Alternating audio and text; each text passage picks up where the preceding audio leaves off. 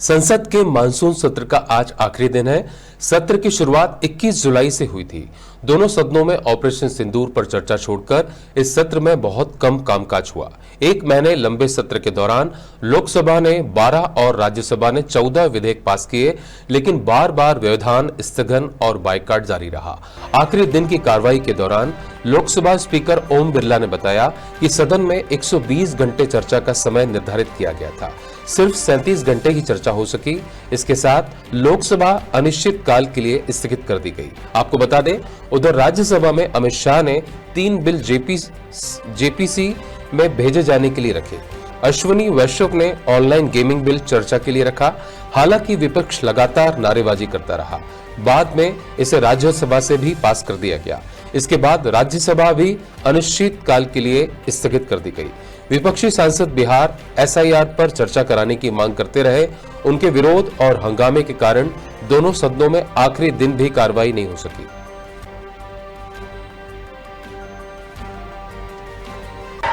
माननीय उपसभापति महोदय, समाज में समय समय पर कई कुरीतियां आती है।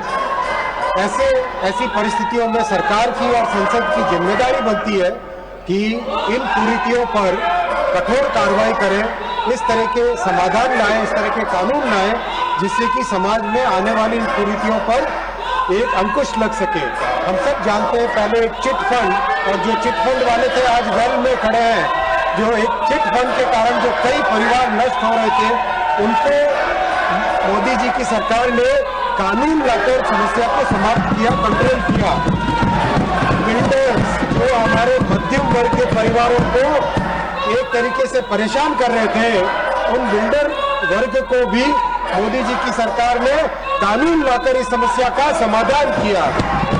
माननीय अध्यक्ष जी, माननीय सभापति महोदय, मध्यम वर्गीय परिवारों पर टैक्स का बोझ हटे, इसलिए मोदी जी की सरकार ने 12 लाख रुपए तक की इनकम टैक्स की छूट दी। माननीय सभापति महोदय, इलेक्ट्रॉनिक सिगरेट से स्वास्थ्य को हानि हो रही थी, ऐसे में भी मोदी जी की सरकार ने कानून लाकर समस्या का समाधान किया। सभापति महोदय, मध्यम वर्ग और नौजवानों के हित की जब भी बात होती है तो मोदी जी ने रेवेन्यू और अर्थव्यवस्था को एक तरफ रखकर उससे ऊपर उठकर हमेशा मध्यम वर्ग और युवाओं के हित की बात को सुना है। आज भी ऐसा एक विषय इस महान सदन के सामने है। माननीय उपसभापति महोदय, इस विषय पर अगर विपक्ष आज काम करता, चर्चा में भाग लेता, तो हमें भी समझ में आता है कि वो भी मध्यम वर्ग और युवाओं के हित की बात करते हैं, लेकिन उन्हें इस हित की कोई चिंता नहीं है। वो केवल और केवल अपने राजनीतिक उद्देश्य के लिए ही काम करते हैं। माननीय उपसभापति महोदय, ऑनलाइन गेमिंग एक बहुत इम्पोर्टेंट एक विषय है, जो एक डिजिटल की दुनिया में एक महत्वपूर्ण सेक्टर बन के उभरा है। उपसभापति महोदय, इसके 3 सेगमेंट है।